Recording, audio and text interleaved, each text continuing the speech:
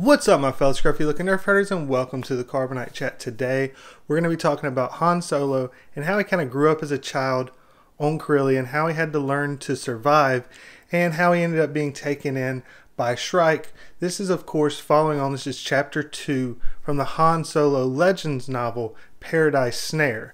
Now he's on this ship, if we remember from chapter 1, he's on the ship being taken to the Elysian planet to be able to work as a pilot. But on this, he begins to kind of think back to where he was as he's thinking about Dulana and how she rescued him, and trying to think back to a child and see if he can't remember anything else that happened before. His earliest memory that he can have was him on the streets, and he's barefooted and he's starving and cold, and he's trying to beg and get people to give him some money, and he can't remember who his parents are. He can't remember if he's even ever had shoes prior to that point. And that's when Shrike shows up and he begins to help him. And he says, if you want to come with me, I'll make sure you have a bed to sleep in, a warm bed to sleep in, and food. And so then that's when Han follows him. What he finds out as time goes on is that Shrike does this to all the people, all these little kids. He takes them in and then basically forces them to either be pickpockets or beggars.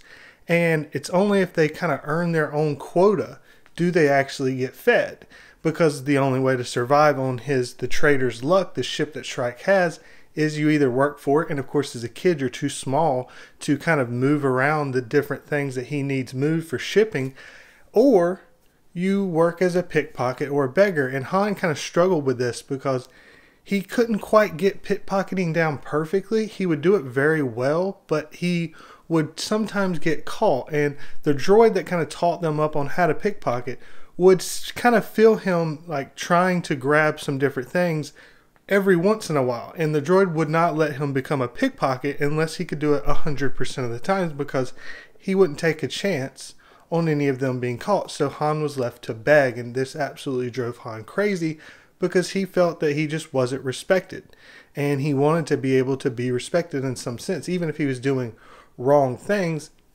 At least as far as people viewed him, he's not kind of looking there trying to beg and making himself look weak and pathetic, and he absolutely hated this. So he tried to work really hard to be able to become a pickpocket and try to be done with his quota for begging earlier so that he could practice to be allowed to become a pickpocket. And finally, upon getting to do so, he kind of worked his way to trying to get into this really wealthy mansion, and he snuck in through the front door, and he waited till everyone fell asleep, and then he tried to grab a whole bunch of stuff, and he thought he was going to make it through the window, but he got kind of stuck in the window, and he blamed it on the fact that he hadn't been feeling very good. And when he finally worked his way through and fell down out of the window, he ended up barely being able to make it into the trees, and they called the patrols, and the patrols are trying to find him, and he felt himself getting very sick, and he had to wait until they stopped searching completely, and then he was trying to make it back to the ship before Shrike ended up pulling off, worried that he would end up pulling off and wondering if he would wait for him or if he was just going to die. And he was so dazed he could barely move on, and he barely made it back to the ship. And once he made it back to the ship, Shrike immediately started chewing him out, wondering where he had been at, and he started to feel the boy, and he was like, you've got a fever. I probably just need to leave you here. And Shrike considers just leaving him there because he doesn't want to take a chance of him getting the rest of the crew sick. But it ends up being Dulana who ends up kind of having a big argument with Shrike, and Shrike ended up bringing him on the ship, but he kind of held him away from everyone else. And it was only after Shrike saw all of the jewels that Han ended up getting from this, the loot that he stole, that he decided to take him in and allow him to be on the ship still. But Dulana saw that he was very, very sick, and she thought that he was going to die. And so she ended up going against Shrike and taking a shuttle and flying to find a medical droid to get Han work. And it was on this point that he had a specific type of Corellian fever that was very near fatal. And the droid said if Dulana didn't take him there soon enough but waited it out, Han would have ended up dying. This, of course, reminds Han yet again of another time that Dulana ended up saving him and protecting his life. And she even paid for it on her own because Shrike wouldn't pay for it. And that's when he started to think a little bit more about some of the times that Dulana had taken care of him so well. And at this point, or before around the age of 10 or 11, he didn't know what his name was. Shrike had only told him it was Han. He never knew his last name. And Shrike had said, if you work hard enough, if you do a good enough job, then I'll tell you about your family and tell you about your last name. And so Dulana, knowing that Han really wanted to know this, began to kind of play sabacc with them and try to get in with Shrike and see if she couldn't end up finding out any information. Well, one night while playing sabacc, he ended up getting kind of drunk. And Dulana kind of used this as a chance to kind of ask questions. He was talking and bragging about one of the jewels that Han found was a very precious stone and was able to make a whole lot of money. And so she kind of made a comment, was like, well, does he come from a family of really good thieves then? And he said, oh, the Solos? No, absolutely not. And then he figured out what was going on. He started to question her, but by that time, she at least knew the last name, and so she told Han that. So, of course, Han, the next time he was down on Corellia, ended up going down and kind of researching to find any of the Solos that had been on Corellia. And he ended up finding out that many centuries before, that a Solo, actually started kind of democracy for the planets and actually was a king for a period of time. He also found out that a while after that, that one of the great-grandchildren of those people was actually a very infamous thief and murderer. And then he found that there was 2 people still left alive now with the name Solo. One was a widow and one was her son, a few years older than Han. So Han, with talking with Dulani, ended up kind of discussing and figuring out that probably the best bet for them was for him to try to show up and go there. That if they took him in, they're so wealthy, as all of the Solos have been incredibly wealthy because one of the earliest ones was a king, that they would be able to protect him from Shrike. And so he tries to sneak on and see what it is that he can kind of get inside and find out, see if they know something about his family. And he's found by the boy. And immediately Han's kind of thrown back because he realizes, without a doubt, I am definitely a Solo because this kid looks just like me. And the other boy kind of recognized the same thing.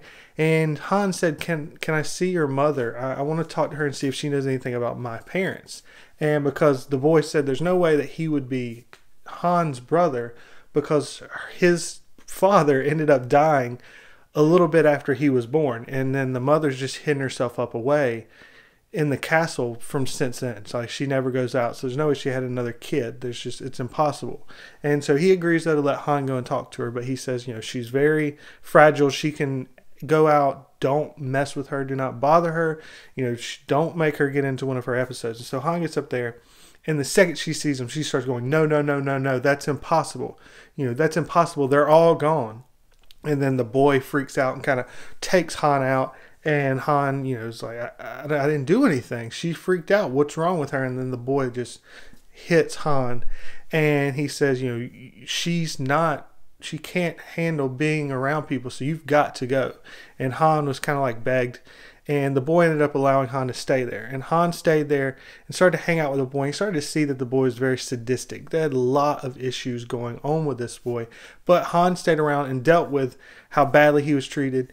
The fact that the boy constantly kind of mistreated animals. And Han hated this. And when the boy saw it, it just made him do it even more. But Han tried to stick around despite questioning whether or not to leave, because he was trying to find out something about his parents. And each time he would bring it up, the boy would kind of get excuses and tell him, we will as soon as we get past this or whatever. But they would never get around to it. And then one time it went too far where the boy ended up grabbing Han and dragging him into the kitchen by his hair and taking a knife out and saying that he was going to kill him. And because he needed to learn how he needed to act better. And if he didn't learn this, that he was going to cut off Han's ears. And so then finally Han just snapped, tackled the boy, threw him down on the ground, and began to just beat him to a pulp. And then Han grabs a knife and puts it to the boy's throat.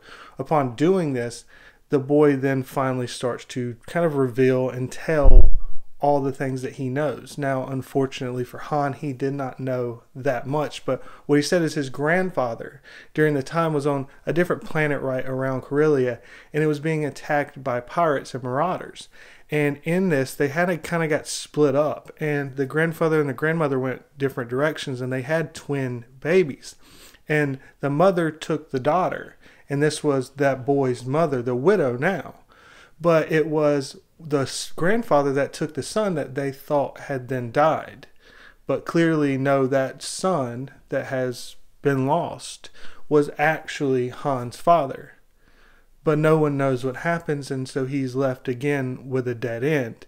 It's then when Han kind of relaxes a little bit, and then the boy jumps back on and turns it back around on him, that he realizes that he's in a lot of trouble, and the boy says, "You're going to pay for this." And so he ends up locking Han away into a closet for a few days and kind of starves him a little bit, gives him just enough food to survive, and then ends up finding out where he's from and gets Shrike and brings him, and Shrike beats him to the bloodiest pulp. He says he beat him to the point where, as far as he could do it without causing any permanent damage, because he wanted to use Han later, because Han was a great pilot. He has won, I believe, 3 in a row of the top swoop racing competitions in Korea, and without that, which was very illustrious for him to have a championship winning swoop pilot, without that, he would have probably killed Han or damaged him permanently, but because he couldn't, he did it up to that point.